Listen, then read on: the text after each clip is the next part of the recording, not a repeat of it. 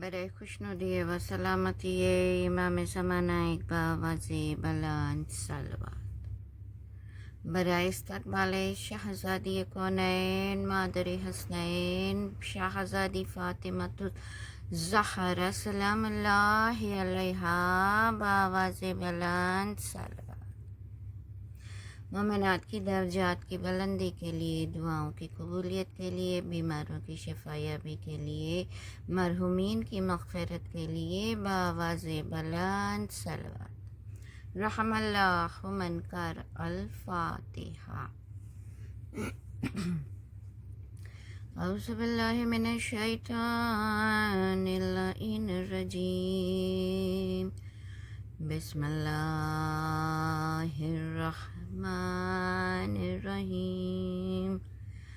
اللہم کل ولیک الحجت ابن الحسن صلواتک علیہ وعلی آبائہ فی ہذہ الساعۃ وفی کل ساعۃ ولیاً وحافظاً وقائداً وناصراً ودلیلاً وعینا حتی تسکنہ أرضک طوعا وتمتعه فيها طويلا.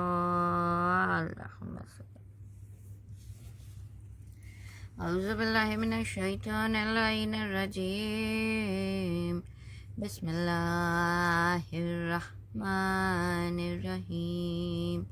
الحمد لله رب العالمين بارئ الخلائق الأجمعين فاطر السماوات والأرضين والصلاة والسلام على سید الانبیاء والمرسلین وخاتم النبیین سیدنا و نبینا و شفیع ذنوبنا و حبیب قلوبنا و طبیب نفوسنا و مولانا و مولا الثقلین و جد الحسن والحسین بالقاسم محمد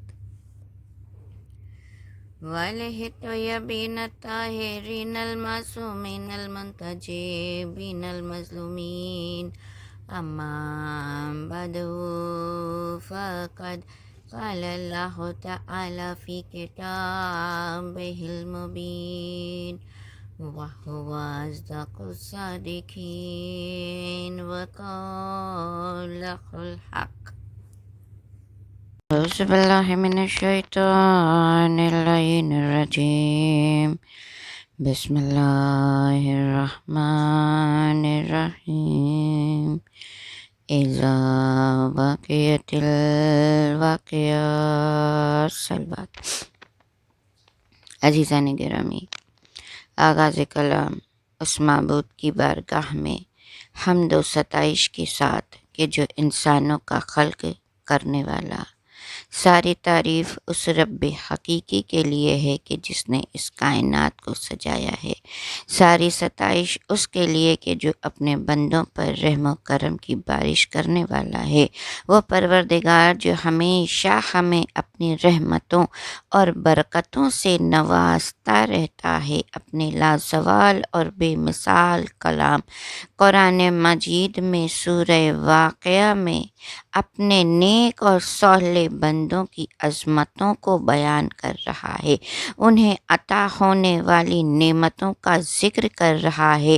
تو عزیزان گرامی، سورہ واقعہ کے حوالے سے ہماری چھٹی گفتگو، لیکن اپنے موضوع کا آغاز کرنے سے پہلے، نعمتوں کا ذکر کرنے سے پہلے، سورہ واقعہ کا ایک عمل بتاتی چلوں، بہت ہی امپورٹنٹ اور مجرب عمل ہے۔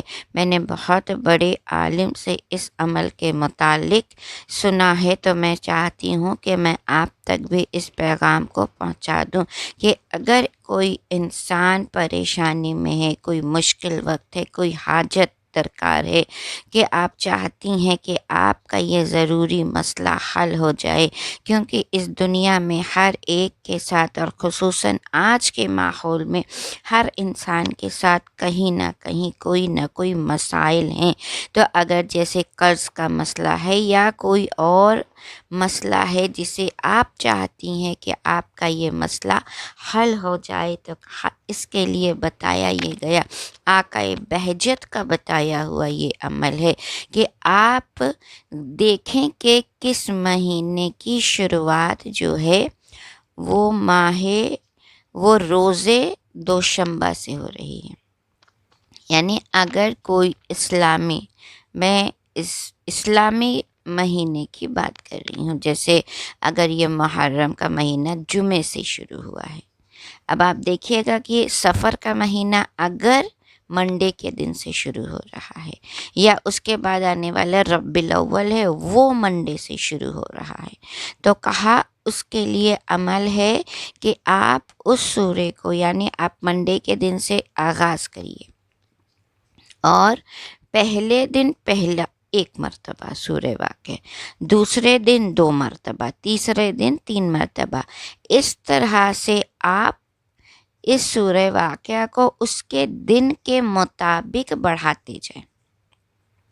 اور یہ عمل آپ کو صرف 14 ڈیز کرنا ہے، 14 دنوں تک کرنا ہے، اور ہر دن یعنی آپ نے 14th ڈے جو ہے آپ اس سورے کو 14 ٹائمز پڑھیں گی، 14 مرتبہ پڑھیں گی، تو اس کی کل تعداد جو ہے وہ 105 ہو جائے گی۔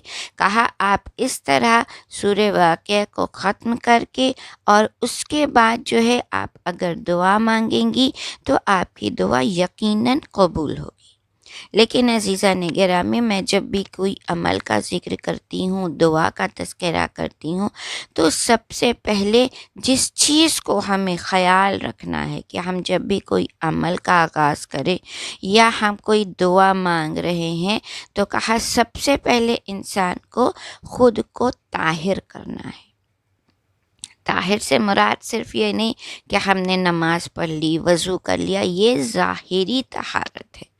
سب سے پہلے ہمیں اپنے قلب کو، اپنے دل کو خالص کرنا ہے، یعنی ہم اپنی زبان کو خالص کریں، اپنے قلب کو خالص کریں۔ زبان کو خالص کرنے سے مراد یہ ہے کہ ہم جھوٹ نہ بولیں، کیونکہ بعض اوقات جس زبان سے ہم جھوٹ بول رہے ہیں، اسی زبان سے اگر ہم دعا مانگتے ہیں تو دعائیں بے اثر رہ جاتی ہیں۔ اس زبان سے آپ گناہ نہ کریں، غیبت نہ کریں، چغلی نہ کریں۔ خیال رکھیں اس بات کا کہ ہم سے کوئی گناہ سرزد نہ ہونے پائے۔ تو کہا اپنے آپ کو بھی خالص رکھیں، اپنے قلب کو بھی خالص رکھیں، اور اس کے بعد جب آپ 14 دن یہ عمل کریں گی اور اس کے بعد دعا مانگیں گی، تو ہو ہی نہیں سکتا کہ آپ کی دعا قبول نہ ہو۔ تو عزیزو، یہ ہے سورہ واقعہ کا عمل کہ جسے میں نے آپ کو بتا دیا۔ اب آپ کو اپنی کسی بھی چیز کے لیے کرنا ہے، لیکن شرط یہ ہے کہ آپ کے مقاصد جائز ہوں۔ کسی اور کے لیے، کسی اور غلط نیت سے کبھی کسی عمل کو انجام مت دیجیے گا۔ تو عزیزان گرامی، اب آ جائیے میں اس سورہ واقعہ کے حوالے سے گفتگو کروں۔ اور دوسری چیز یہ بتائی گئی ہے، ایک اور چیز آپ کو بتا دوں کہ دوسری چیز یہ بتائی گئی کہ اگر آپ کو کسی کا حاجت، سخت حاجت درپیش ہے، آپ کے پاس کوئی بہت مشکل مسئلہ ہے، اور آپ ایسا نہیں ہے کہ آپ انتظار کریں کہ وہ منڈے سے مہینہ شروع ہو اور ہم اس عمل کو کریں، بہت اگر ارجنسی ہے تب اس عمل کو کریے۔ کہا ایک دن میں بیٹھ کر 105 مرتبہ سورہ واقعہ کی تلاوت کر کے آپ دعا کریں، انشاءاللہ ضرور پوری ہوگی۔ بس عزیزان گرامی، کل میں نے اصحاب یمین کا ذکر کیا تھا اور آج بھی گفتگو کو اسی حوالے سے کرنا ہے۔ کل میں نے ان کی نعمتوں کا ذکر کیا تھا کہ اصحاب یمین کو اللہ کون کون سی نعمتیں عطا کرے گا۔ انہیں بیری کے پیڑ کے نیچے بٹھایا جائے گا اور ایسی بیری ہوگی، ایسا پیڑ ہوگا کہ جس میں ہر طرح کے قسم قسم کے الگ الگ پھل لگے ہوں گے، اور جب وہ مومن چاہے گا انہیں توڑ کر کھا سکتا ہے، انجوائے کر سکتا ہے۔ تو یہ ساری چیزیں ہیں، لیکن آج میں جو ہوں آپ کے سامنے اصحاب یمین کا عمل کیا کیا ہے کہ جسے ہم اگر کرتے ہیں تو ہمیں بھی یہ درجات فراہم ہو سکتے ہیں۔ لیکن عزیزو، اس سے پہلے میں ایک چھوٹی سی مثال دے دوں تاکہ بات کو میں اپنی واضح کر سکوں کہ آپ نے بھی دیکھا ہوگا کہ جو بچے موجود ہیں، جب ہم طالب علمی کا دور رہتا ہے، ہم سب اس دور سے گزرے ہیں، تو جب ٹیچر کلاس میں آتا ہے، آپ کو کوئی بھی ایک ٹیچر، آپ کوئی بھی ایک سبجیکٹ پڑھتی ہیں، مثال کے طور پر انگلش کا ٹیچر آیا، اس نے آپ کو انگلش پڑھائی، تو اب جب ٹیچر پڑھاتا ہے، ٹیچر پڑھانے کے بعد کیا ہوتا ہے، جب ٹیچر پڑھا رہا ہوتا ہے، کچھ بچے بہت کنسنٹریشن سے سنتے ہیں، کچھ بچے کنسنٹریٹ نہیں کرتے ہیں۔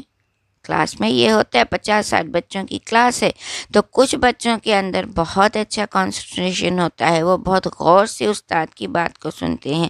کچھ ایسے ہوتے ہیں، ہاں سن رہے ہیں، بیٹھے ہیں، مگر توجہ نہیں دیتے۔ اکثر مجلسوں میں بھی ایسا ہوتا ہے کہ کبھی کبھار میں نے بہت زیادہ اس بات کا مشاہدہ کیا ہے کہ اکثر اوقات ایسا ہوتا ہے، لوگ مجلس میں بیٹھنے کے بعد ایک جھپکی بھی لے لیتے ہیں، کبھی مجلس ہوتی رہتی ہے، وہ بات کرنے میں بھی مشغول ہوتے ہیں۔ بہت کم افراد ایسے ہوتے ہیں کہ جو مجلسوں کو غور سے سنتے ہیں اور کوشش یہ کرتے ہیں کہ سامنے والے نے جو بیان کیا ہے ہم اسے سمجھیں۔ بس میں بات ٹیچر کی اب کر رہی ہوں، لیکن بات آ گئی ہے تو بیان کر دے رہی ہوں۔ تو اب ظاہر سی بات ہے، جو بچہ کنسنٹریشن کے ساتھ سنے گا تو وہ جو ہے زیادہ کیچ کرے گا، اور اس کے بعد پھر ٹیچر کیا کرتا ہے، جب وہ پڑھا لیتا ہے اس کے بعد وہ امتحان بھی لیتا ہے، اور جب امتحان لیا جاتا ہے تب ہمیں بچے کے اندر اس کی صلاحیت کیا ہے، اس کا کیلیبر کیا ہے، اس کی انٹیلیجنس کتنی ہے، وہ کتنا ذہین ہے، تب سمجھ میں آتا ہے۔ اس حساب سے پھر گریڈنگ کی جاتی ہے، یہ اے گریڈ کا بچہ ہے، یہ بی گریڈ کا بچہ ہے، یہ سی گریڈ، یہ ڈی گریڈ، یعنی اس بیسس پر۔ کس بیسس پر ہوتی ہے؟ کسی رشتہ داری کی وجہ، کسی پہچان کی وجہ سے گریڈنگ نہیں ہوتی ہے۔ کہا گریڈنگ اگر ہوتی ہے تو انسان کے اپنے کیلیبر کے بیسس پر ہوتی ہے۔ کہا اسی طرح ائمہ معصومین نے کیا کہا کہ یہ جو دنیا ہے یہ ہماری امتحان گاہ ہے، یہ ہمارا ٹیسٹنگ سینٹر ہے، اور یہاں جو ہم روز عمل کرتے ہیں، یہ عمل کیا ہے؟ کہا یہ ہمارا ٹیسٹ ہو رہا ہے، یعنی آپ جو عمل کرتی ہیں اللہ اسے لکھتا جاتا ہے۔ ہم سب کو معلوم ہے کہ کرامن کاتبین جو ہے ہمارے کاندھے پر بیٹھے ہیں، ہمارے ہر عمل کو نوٹ کرتے رہتے ہیں۔ تو یہ ہمارا روز کا عمل کیا ہے؟ یہی ہمارا امتحان ہے، اور اس کے بعد جو ہے ہمارا نامہ اعمال کیا ہے؟ وہ ہمارا رزلٹ ہے۔ اور قیامت کا دن کیا ہے؟ ہمارا رزلٹ ڈے ہے۔ یہ وہ دن ہے کہ اللہ جو ہے اس دن ہمیں رزلٹ عطا کیا جائے گا، اس دن ہمیں اپنے نامہ اعمال کو دیا جائے گا۔ تو اب ظاہر سی بات ہے، تو کہا اب یہ جو ہے تو ظاہر سی بات ہے، ہمیں دائنے ہاتھ میں اگر نامہ اعمال چاہیے تو ہمارے ہر چیز جو ہے ہمیں اگر نامہ اعمال دہنے ہاتھ میں چاہیے تو ہمیں کیا کرنا ہے؟ یہاں ہمیں دنیا میں نیک عمل کرنا ہے، کیونکہ اللہ جو ہے وہ کہہ رہا ہے سورہ یاسین میں، اِنَّا نَحْنُ نُحْيِي الْمَوْتَ وَنُكْتُبُ مَا قَدَّمُوا وَآثَارِهِمْ۔ اللہ کیا کہتا ہے کہ نکتبو، یعنی ہم تمہارے اعمال کو لکھ رہے ہیں۔ تو کل میں نے असहाब यमीन का ज़िक्र किया। अब उन्हें ये नेमतें दी जाएंगी। आपने नेमतों का ज़िक्र कल सुन लिया है, लेकिन ये नेमतें किस बेसिस पे दी जाएंगी, वो कौन से आमाल होंगे जो हम इस दुनिया में अगर करते हैं तो इसकी जज़ा जो है हमें उस वहाँ पर क़यामत के मैदान में मिलेगी। तो मौला अली कहते हैं कि अगर तुम ये चाहते हो कि तुम्हारा नाम आमाल तुम्हारे दाहिने हाथ में दिया जाए, तो कहा इसके लिए तुम एक काम ये कर सकते हो कि मस्जिद में चिराग जलाओ। मस्जिद में चिराग जलाने का बहुत ज़्यादा सवाब है। लेकिन आज का दौर है अजीज़ों, आज के दौर में मस्जिदों में चिराग नहीं जलाए जाते, आजकल रोशनियाँ की जाती हैं। कहा अब अगर किसी ने मस्जिद में लाइट लगवा दी, ये सोच कर गौर कीजिए, आपने मजलिस में मस्जिद में आपने अगर लाइट लगवा दी है तो इसका अजर सवाब मिलेगा। अगर आप मस्जिद में गई हैं, आपने देखा कि मस्जिद अंधेरी है, आपने बढ़कर उस वहाँ पर अगर बल्ब सिर्फ ऑन कर दिया, कहा उसका भी अजर मिलेगा। और अगर ऐसा है कि अगर लाइटें जलाई जा रही हैं, उसका यकीनन बिल आता है। अब अगर कोई जो है ये ज़िम्मेदारी ले ले कि इस मस्जिद के लाइट का बिल मेरे ज़िम्मे है, मैं इसका बिल पे करूँगा, तो उसका जो अब जितनी लाइटें जल रही हैं और जितना भी अजर व सवाब है वो किसे मिलेगा। कहा जिसने लाइटें मस्जिद में, जिसने ये वादा कर लिया है कि मैं मस्जिद की लाइट का बिल पे करूँगा। तो कहा ये सारी चीज़ें जो है इंसान को बहुत सब अजर व सवाब मिलता है। यहाँ तक के रवायत में मिलता है कि अगर आप मस्जिद में जाकर कोई साफ़ सफाई कर देती हैं, कहीं आपने देखा एक छोटा सा कागज़ का टुकड़ा पड़ा हुआ है, याद रखिए कि अल्लाह जो है बहुत बड़े अमाल को नहीं देखता है, अल्लाह हमारे हर छोटे बड़े अमल को देखता है। क्योंकि अल्लाह कुरान में कह रहा है वमन यअमल मिस्काल ज़र्रतिन खैरन यरो, अगर तुमने मिस्काल बराबर भी नेकी की है तो हम तुम्हें उसका अजर व सवाब देंगे।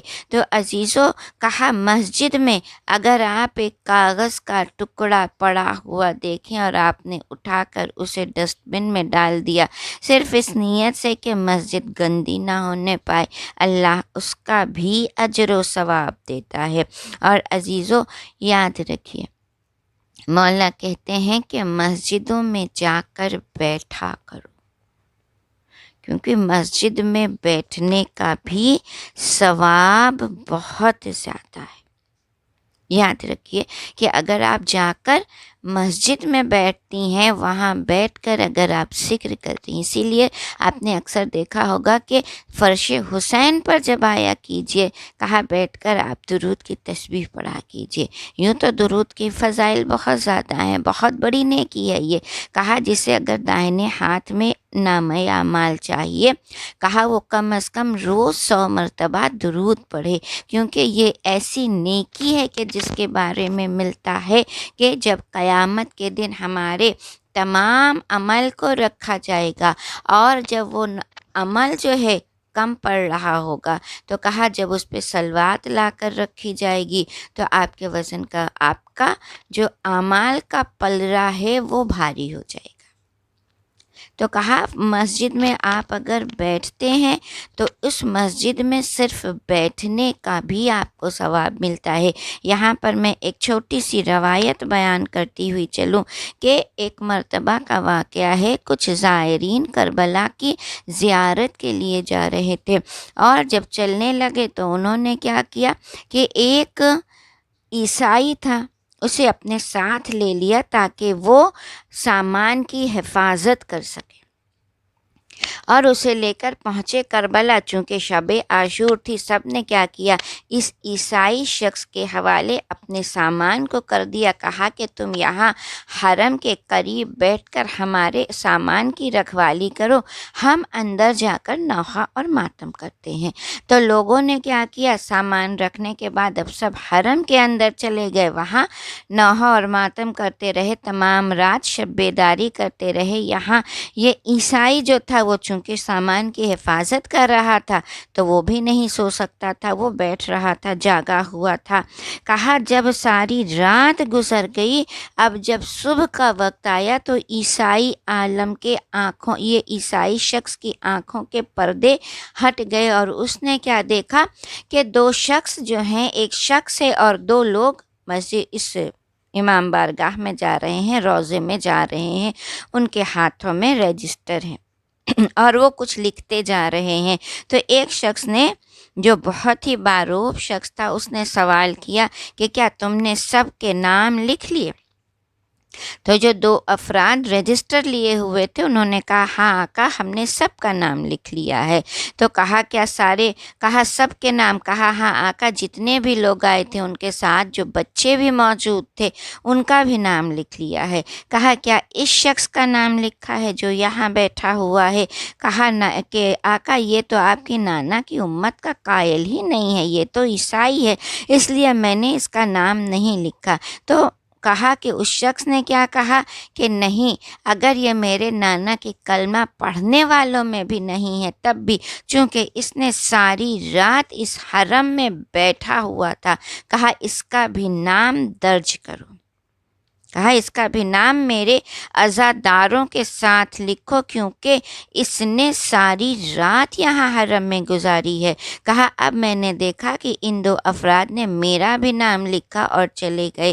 کہا جب صبح ہوئی اور جب زائرین آئے تو اس نے رئیس قافلہ، یعنی جو اس قافلے کا ہیڈ تھا، سردار تھا، اس سے سوال کیا کہ یہ بتاؤ یہ روضہ کس کا ہے؟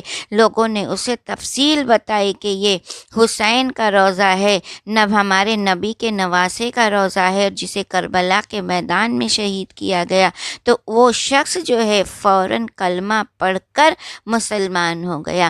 کہنے کا مقصد کیا ہے کہ اگر آپ جا کر صرف مسجد میں بیٹھتے ہیں اس کا بھی اجر و ثواب ملتا ہے، لیکن یاد رکھیے کہ مسجد کو گھر سمجھ کر نہ بیٹھیں، مسجد میں بیٹھ کر کبھی جھوٹ نہ بولیں، مسجد میں بیٹھ کر کبھی غیبت نہ کریں، کیونکہ جہاں آپ کو اجر و ثواب ملٹی پلائی ہوتا ہے وہاں اگر آپ گناہ کرتے ہیں اس کا بھی عذاب ملتا ہے۔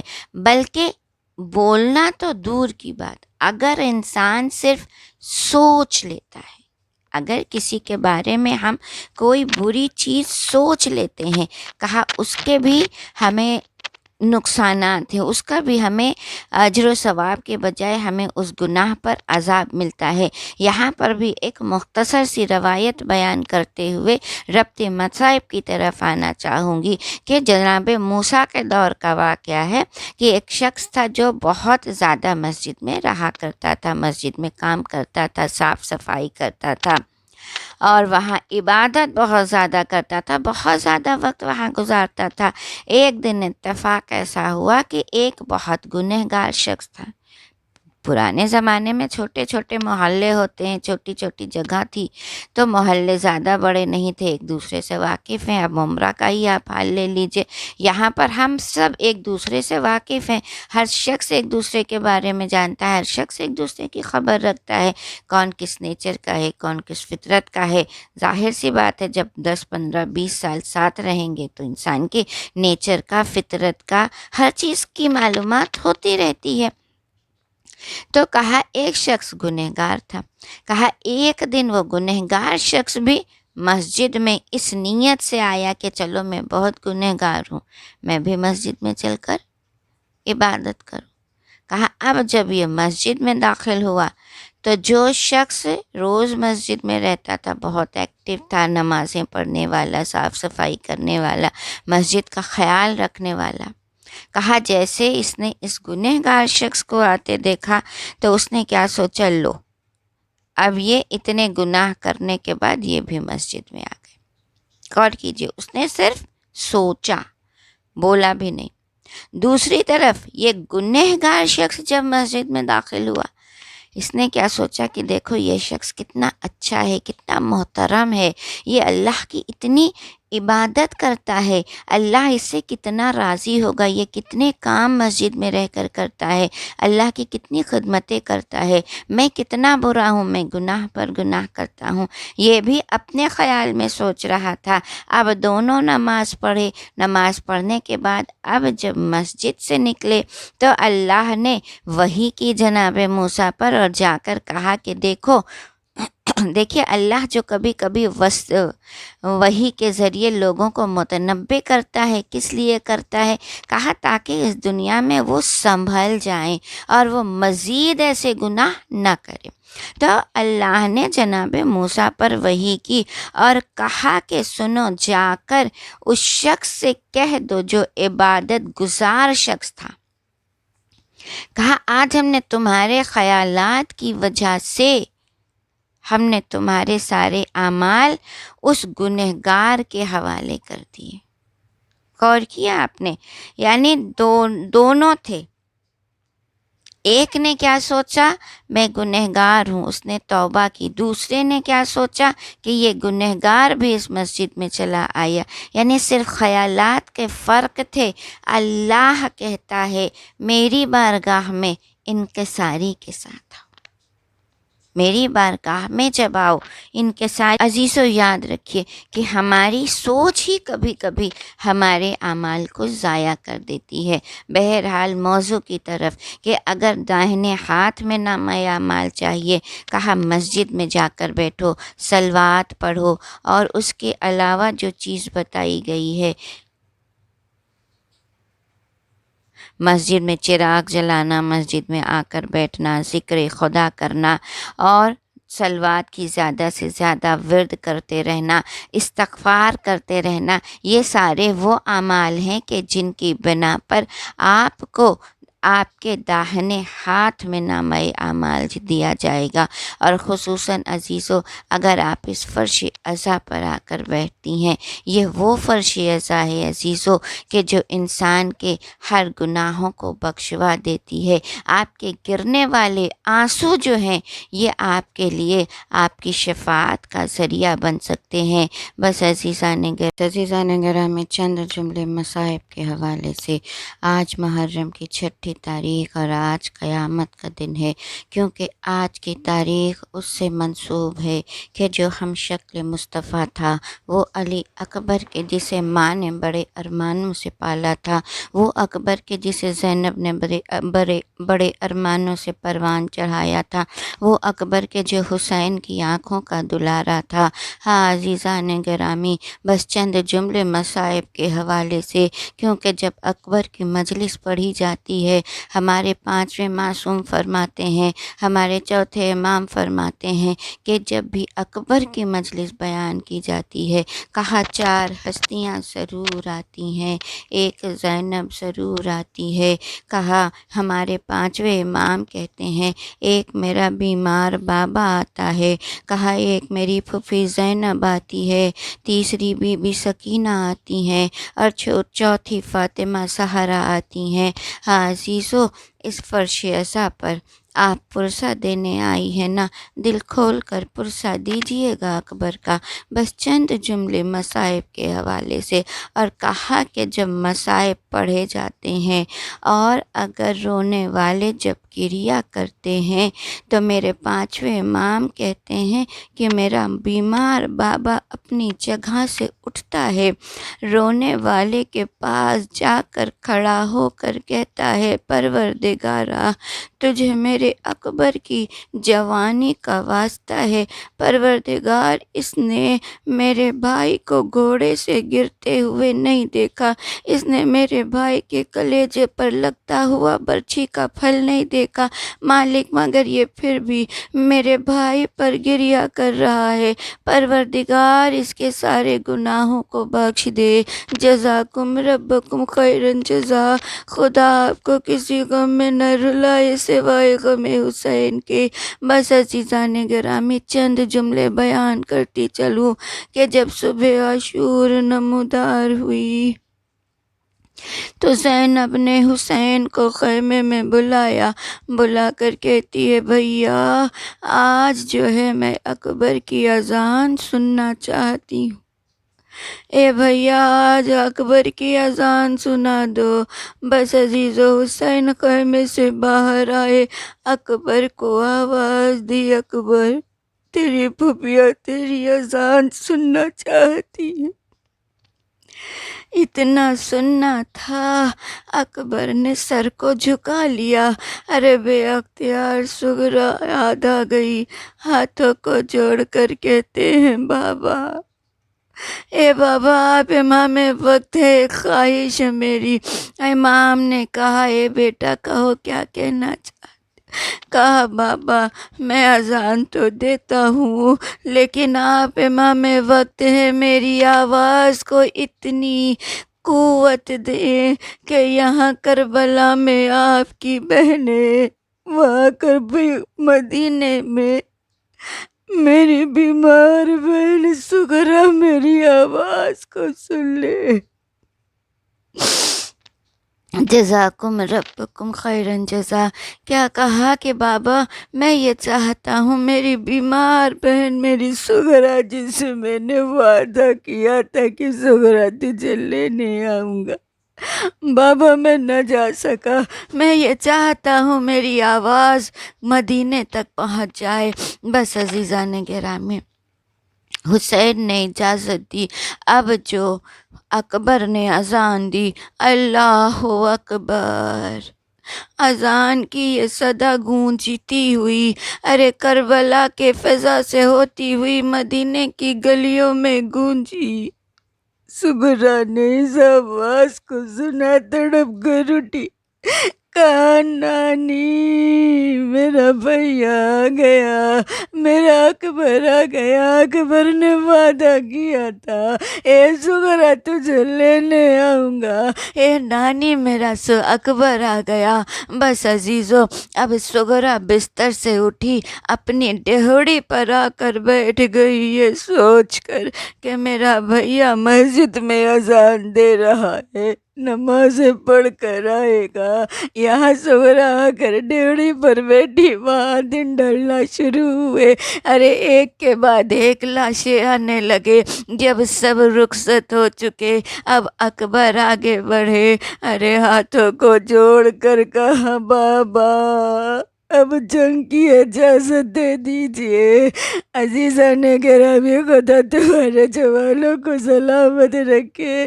ذرا تصور کیجئے گا کہ ایک کڑیل جوان بیٹا، ایک طرف بوڑھا باپ ہے، ارے باپ جب باپ کے نگاہوں کے سامنے جوان بیٹا کھڑا ہوتا ہے نا، باپ کی حسرتیں جوان ہو جاتی۔ حسین نے اپنے کڑیل جوان کو دیکھا، بڑی حسرت سے دیکھا، کہا اے میرے لال جاؤ پہلے ماں سے اور پھوپھی سے اجازت لے لو۔ بس عزیزو میں نے بہت مختصر کر کے روایت پڑھ رہی ہوں، دعا کرتی ہوں کہ خدا مجھے اس روایت کو پڑھنے کی طاقت دے دے۔ اب اکبر جو ہے سب سے پہلے ماں کے خیمے میں آئے، اترا ہوا چہرہ ہے، آنکھیں نمناک ہے، آ کر خیمے میں سر جھکا کر بیٹھ گئے۔ لیلا نے جو یہ منظر دیکھا نا، ماں ہے تڑپ گئی، قریب آئی، ماؤں کا مجمع ہے، مائیں میری مجلسیں سن رہی ہوں گی۔ آپ کو معلوم ہے اگر بچے کا چہرہ اترا ہوتا ہے، ماں سب سے زیادہ بے چین ہو جاتی ہے، تڑپ جاتی ہے لمحہ۔ ماں اپنے چہرے کے بیٹے کے اپنے بچوں کے چہرے پر بے بسی نہیں دیکھ سکتی۔ کہا اکبر آ کر بیٹھے نا۔ ایک مرتبہ لیلا آگے بڑھی، کہا اکبر اس طرح سر جھکائے ہوئے کیوں بیٹھے ہو؟ اکبر نے سر اٹھایا، کہا اماں آپ ساری زندگی کہتی تھی نا اکبر مجھ سے کچھ مانگو، اے اماں آج یہ اکبر آپ سے کچھ مانگنے آیا ہے۔ ارے اس لیلا نے کہا اکبر مانگو، کیا مانگنا چاہتے ہو؟ اکبر نے کہا اماں جنگ کی رضا دے دو۔ ارے اتنا سننا تھا، لیلا نے سر جھکا لیا، کہا میرے لال جاؤ خدا حافظ۔ ماں سے اجازت ملی۔ اب اس سے اب اکبر جو ہے ارے زینب کے خیمے میں آئے، ارے کیا دیکھا زینب کر بیٹھی ہوئی ہے، خاک پر بیٹھی ہوئی ہے۔ اکبر قریب آ کر بیٹھے، کہا پھوپھی اماں آج ایک سوال پوچھنے آیا ہوں۔ زینب نے بڑی ارمانوں سے پروان چڑھایا تھا نا، بڑا ارمان تھا زینب کے دل میں کہ میں اپنے لال کے سر پر صحرا سجاؤں۔ ارے اکبر کے چہرے کو دیکھا، ماتھے کا بوجھا لے کر کہتی ہے اے میرے لال کیا سوال ہے؟ کہا اے پھوپھی اماں اتنا بتا دیجئے، آپ افضل ہے یا دادی فاطمہ زہرا؟ ارے زینب نے کہا میری ماں مجھ سے بہت افضل ہے۔ کہا پھوپھی اماں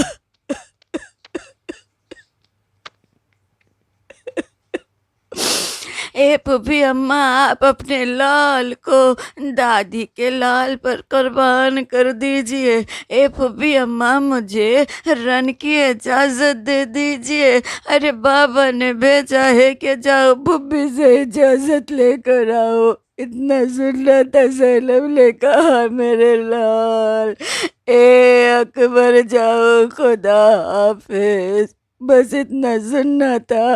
اب حسین اکبر باہر آئے، حسین کے پاس آئے، کہا بابا رن کی اجازت مل گئی۔ میرا یقین یہ کہتا ہے کہ شاید حسین کے دل میں یہ خیال تھا کہ ماں اور پھوپھی اجازت نہ دیں، لیکن جب اجازت مل گئی اب حسین نے اکبر کے بازوؤں کو تھاما، لے کر خیمے میں آئے اور انیس نے اس خیال کو بڑی خوبصورتی سے اپنے مرثیے میں پیش کیا کہ شیخ کہتے تھے زینب سے کہ بہنا ادھر آؤ، اکبر کو میرے آخری پوشاک پہناؤ، کنگھی بھی کرو، آنکھوں میں سرما بھی لگاؤ، تم آج میرے لال کو دولہا تو بناؤ، حسرت غم دل دیدہ میں انسان نہ رہ جائے، دولہا نہ بنے ماں کو یہ ارمان، دولہا نہ بنے ماں کو یہ ارمان نہ رہ جائے۔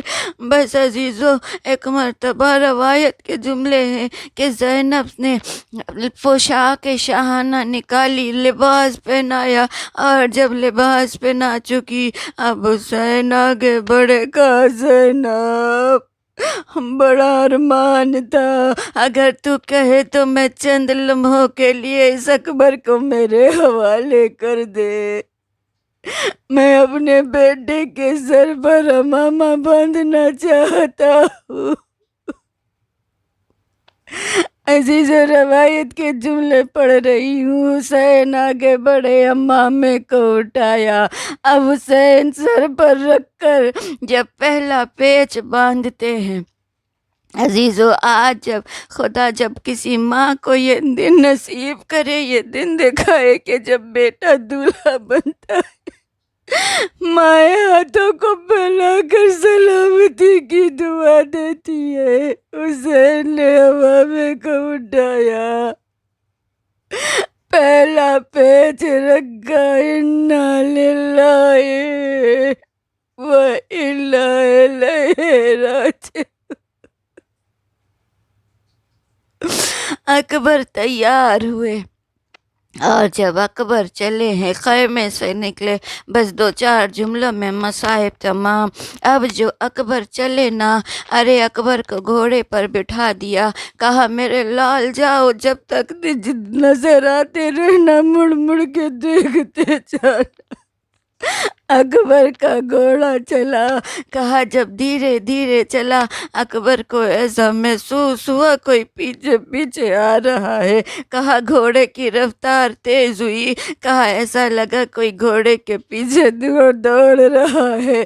اب جو اکبر نے دیکھا، ارے کہ ایسا لگا کہ دوڑتے دوڑتے کوئی زمین پر گر گیا۔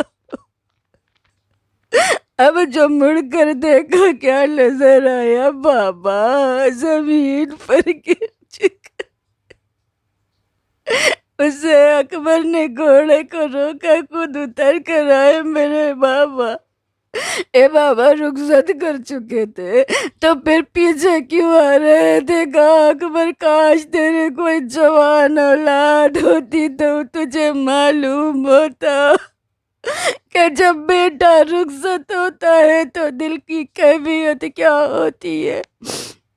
جزاکم ربکم خیرن جزا، پروردگارا اکبر کی جوانی کا واسطہ ہمارے قوم کے جوانوں کو سلامت رکھنا۔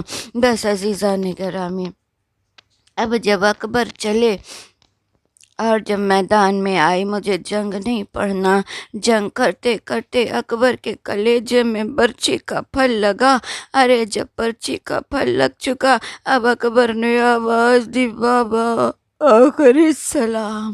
عزیز و اکبر واحد شہید ہے جس نے باپ کو مدد کے لیے نہیں بلایا، نہیں تو کربلا کے جتنے شہید ہوئے ہیں، جتنے بھی جب گھوڑے سے گرے ہیں نا، سب نے حسین کو آواز دی، کہا آقا مدد کو آئیے، کسی نے کہا چچا مدد کو آئیے، اور نہ محمد نے کہا ماموں مدد کو آئیے، مگر اکبر واحد شہید ہے کہ جس نے مدد کے لیے نہیں بلایا، کہا بابا میرا آخری سلام، کیونکہ جانتے تھے کہ میرے بابا کو میں نے چچا کے لاشے پر میں نے سہارا دیا ہے، میرے لاشے پر میرے بابا کو لائے گا کون؟ کون سہارا دے گا؟ کہا بابا آخری سلام۔ حسین تڑپ گئے۔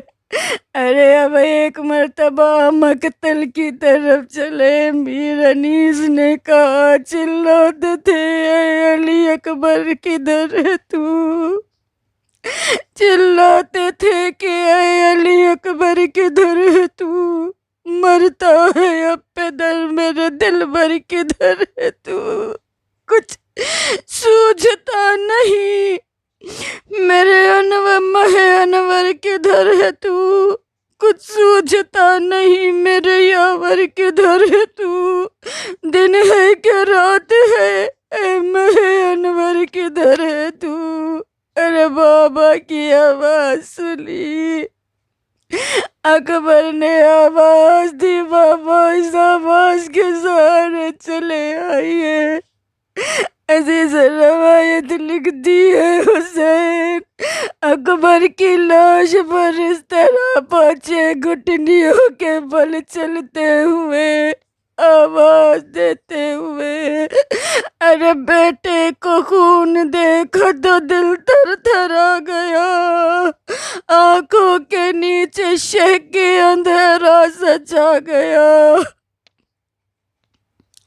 اب جب حسین اکبر کے قریب پہنچے، سوال کیا، اکبر ارے کوئی حاجت ہے میرے لال، کچھ کہنا چاہتے ہو؟ اکبر نے کہا، لے چلیے اب قیام میں مادر کو دیکھ لے، عباس کے یتیم کو اصغر کو دیکھ لے، اماں کو اور مریض برادر کو دیکھ لے، وقت اخیر زینب مستر کو دیکھ لے، یثرب کے نوجوان کو ہم داغ اپنا دے چلے، سغرا کے دیکھنے کا ہم ارمان۔ بس عزیزو ایک جملہ مصائب تمام۔ اب اس کے بعد اکبر نے کہا، بابا میں نے سغرا سے وعدہ کیا تھا، بابا اے بابا میں سغرا کو دیکھنا چاہتا ہوں، ایک مرتبہ میں یہ چاہتا ہوں اپنی بیمار بہن کو جاتے جاتے دیکھ لوں، بابا اب امام وقت ہے، آپ مجھے چاہے میری بہن سے ایک مرتبہ مجھے میری بہن کا دیدار کرا دیجئے، جتنی بھی بہنیں آئی ہیں نہ، روتے ہوئے بھائیوں کی سلامتی کی دعا ضرور کر کہ خدا کبھی کسی بھائی کو بہن سے نہ جدا کرے۔ ارے حسین نے 2 انگلیاں واقعی کہا اکبر دیکھو، اب جو اکبر نے دیکھا، ارے کیا دیکھا، کہا بابا مدینہ نظر آیا، سغرا نظر نہیں آتی۔ حسین نے کہا میرے لال بیمار ہے، حجرے میں ہوگی، کہا بابا حجرہ نظر آیا، سغرا نظر نہیں آتی، کہا اکبر ہو سکتا ہے مصلے پر تیری سلامتی کی دعائیں کر رہی ہوگی، کہا بابا مصلی نظر آیا، سغرا نظر نہیں آتی۔ اب حسین نے انگلیاں واقعی کہا سے اکبر دیکھو، اب جو اکبر نے دیکھا، ارے خاک پر منہ رکھ کے سغرا رو رہی ہے، اکبر صبح سے بیٹھی ہوں، اے بھیا تو کیوں نہیں آتا، اللہ اللہ۔ پروردگارا تجھے واسطہ ہے، اس فرش عزائے حسین کا واسطہ، مالک جتنی بھی مومنات اس فرش عزا پر آئی ہیں اور جو مومنات اس مجلس کو سن رہی ہیں، جنہیں کہ جس بھی گوشے میں ہوں، پروردگارا ان تمام کی ہر آفت اور بلا سے محفوظ رکھنا۔ پروردگارا ان آنکھوں کو کسی غم میں نہ رلانا سوائے غم حسین کے۔ پروردگارا اس یہ پورا شوب دور ہے، مالک ہم سب حسین کی فرش عزا اس طرح نہیں بچھا سکے جس طرح ہر سال بچھایا کرتے تھے، پروردگار اس کا بڑا افسوس ہے، مالک تو جلد از جلد اس وبا کا خاتمہ فرما۔ اے پروردگارا ہمیں سال آئندہ پھر اس فرش عزا پر بیٹھنے کی توفیق نصیب کرنا۔ پروردگارا بیمار کربلا کا واسطہ، جتنے بھی بیمار ہیں انہیں شفائے کامل اور عاجل عنایت فرما۔ پروردگارا اسیری زینب کا واسطہ، اسیری زینب کا واسطہ ہمارے جان اور مال، عزت اور آبرو کی محافظت فرما۔ پروردگارا جو مقروض ہوں ان کے قرض کو غیب سے ادا کر دینا۔ پروردگارا جو بے روزگار ہوں انہیں روزی عنایت فرما۔ پروردگارا جن کی روزیاں تنگ ہو گئی ہیں، مالک ان کی روزیوں میں کشادگی عنایت فرما۔ پروردگارا یہ ماہ محرم ہے، عزا کا مہینہ ہے، مالک ہمارے دلوں کو، ہمارے قلب کو خالص کر دے۔ پروردگارا ہمیں گناہوں سے اجتناب کرنے کی توفیق عنایت فرما۔ پروردگار ہمیں راہ مستقیم پر چلنے کی توفیق عنایت فرما۔ پروردگارا تو رحمان ہے، تو رحیم ہے، تو غفور ہے، تو کریم ہے، مالک جو اس دنیا سے جا چکے ہیں، پروردگارا ان کے برزخ کی منزل کو آسان فرما۔ پروردگارا جتنے بھی موجود ہیں جو اس مجلس کو سن رہے ہیں، ان کی تمام جائز حاجات کو پورا فرما۔ پروردگارا امتحان حسین کا واسطہ، جو بچے امتحانات دے رہے ہیں انہیں کامیابی اور کامرانی عنایت فرما۔ مالک جو زیارت کے مشتاق ہیں، پروردگارا انہیں حسین کے روضے کی زیارت نصیب فرما۔ جو جا چکے ہیں انہیں دوبارہ جانے کی توفیق عنایت فرما۔ پروردگارا ہمارا آج بھی ایک مظلوم امام پردہ غیب میں بیٹھ کر اپنے جد کا ماتم کر رہا ہے، پروردگارا اس امام کے ظہور میں تعجیل فرما۔ ہمارے پرسے کو ان کی بارگاہ میں پیش کر آواز دوں گی، اے زمانے کے امام، ہم آپ کو پرسہ دے رہے ہیں، مولا ہمارے اس پرسے کو قبول کیجیے گا۔ ربنا تقبل منا انکا انت السمیع العلیم۔